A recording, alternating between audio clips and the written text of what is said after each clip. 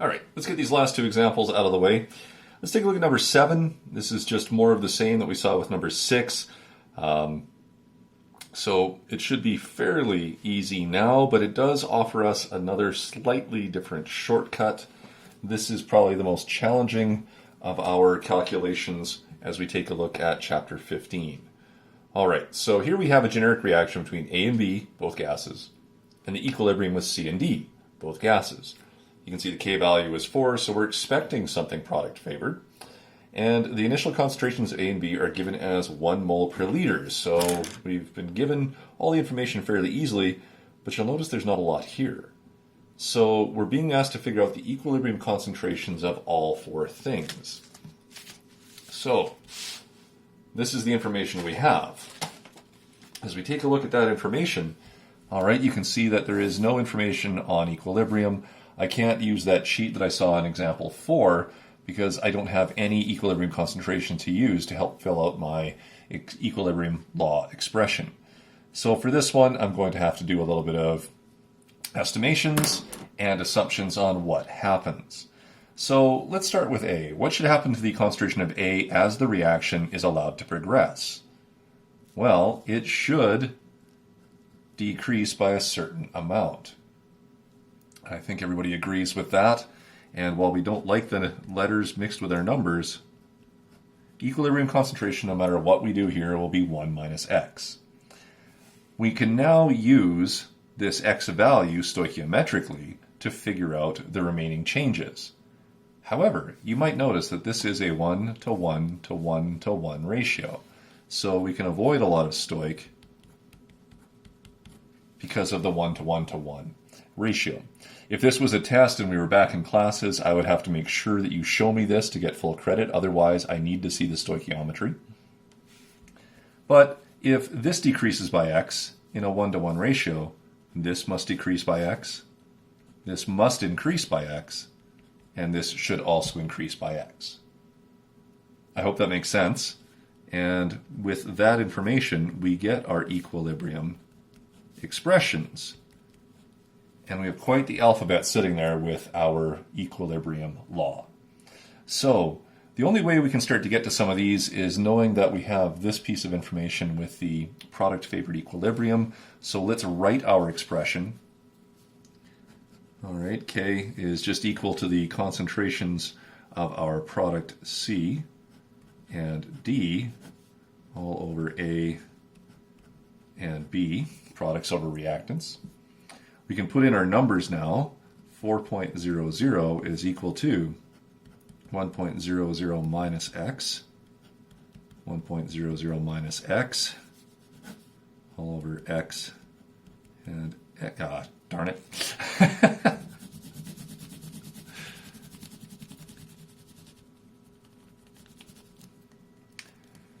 It's late, what can I say, folks? All right, x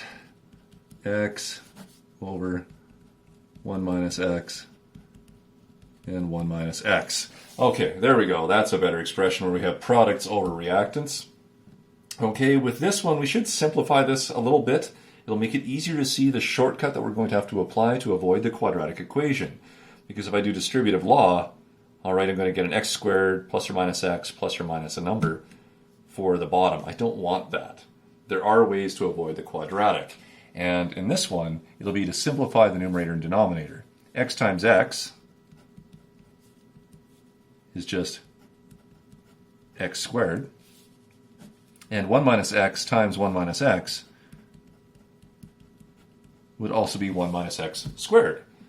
Okay, can you guys see the way to simplify this problem to get it back to what we did in question 6? What you might notice here is a perfect square.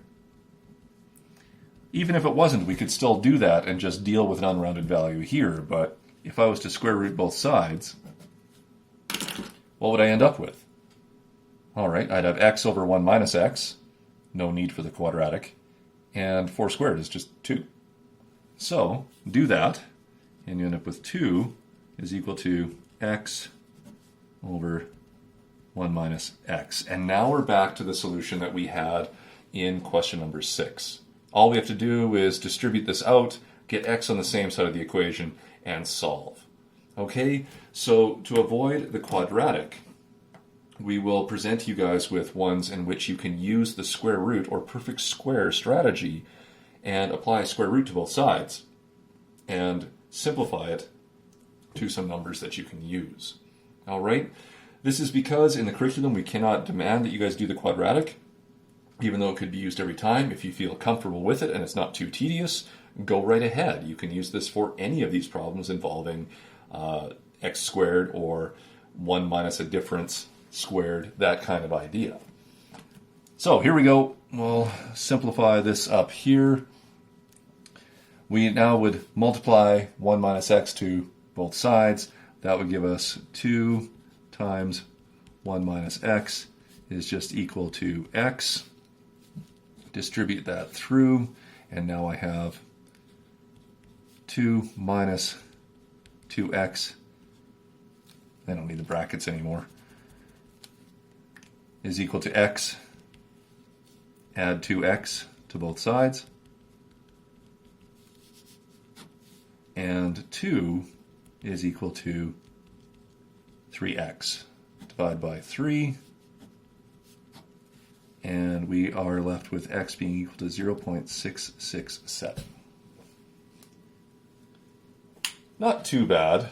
I know it's not the most intuitive thing, but from there we can actually just go back, and now we take this and we apply it to all of our various equilibrium expressions.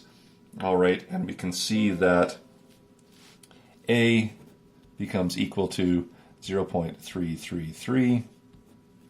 Same thing with b. C is 0.667 since it is just x, and d is the same thing. And that is the answer to the question. Okay, so that one had a little bit more going on. If you've got something that looks like it's going to produce a polynomial of x squared plus or minus x plus or minus a value, you can generally use the perfect square strategy to simplify it. You, again, are always allowed to use the quadratic, even though it is not part of our official curriculum, and apply that. You'll get, the real and non-real root.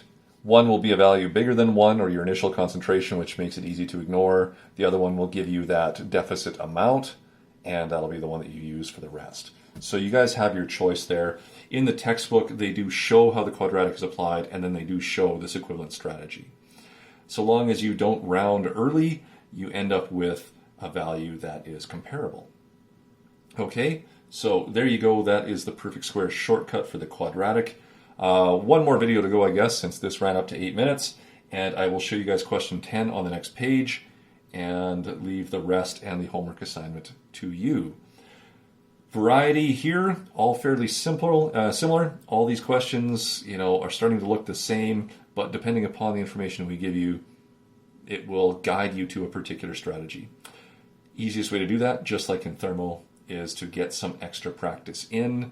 So I'll finish with 15.1 today, and then you can expect on Thursday Le Chatelier's principles. That gives you a couple days to practice some of this stuff and get into that one. Le Chatelier, very theoretical, no calculations there, and should be quite doable for us. Okay, see you guys for one more video on example 10.